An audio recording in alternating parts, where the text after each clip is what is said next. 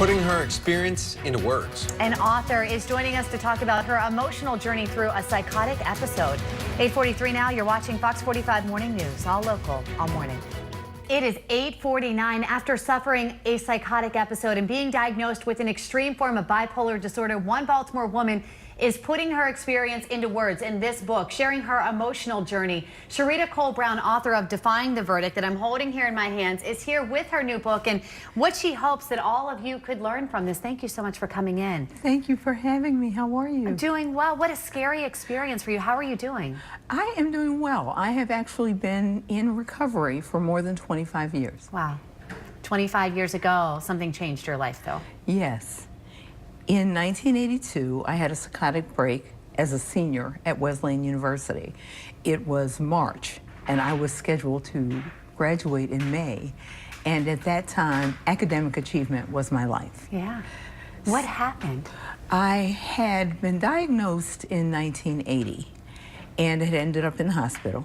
And then in 1982, thinking that everything was okay, I had treated it as an anomaly, like, okay, this is never going to happen to me again. Right. I got very sick. I was brought home. My parents took me to a therapist who said, you know, given the severity and frequency of her episodes, which is what we call what goes on in bipolar. And that's what I was going to ask. What is the episodes? You always hear bipolar is up and down moods, but what does that really feel like? It feels differently for every person. So people experience bipolar differently. For me, if I was having a manic episode, which is a high episode, I felt like I'm the greatest person in the world, like greater than Ali. Right. You know, and could you get greater than Ali?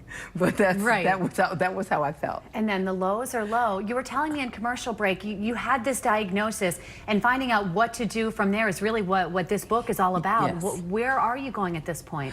Well, in the book, what I talk about, because I've been healthy for a long time, the people that knew about the illness, but then I just chose not to share because of the stigma associated with the illness. But this is a great month for this book to come out on May 29th because this is Mental Health Month. And for NAMI, which I'm a member of, this is #CureStigma Month. And it's important for people who are doing well, as myself, to come forward and tell people that, you know, everyone who has a bipolar disorder diagnosis is not swinging from a chandelier, is not doing all these things that sometimes we do. Like we do go and shop and spend $5,000 we don't have.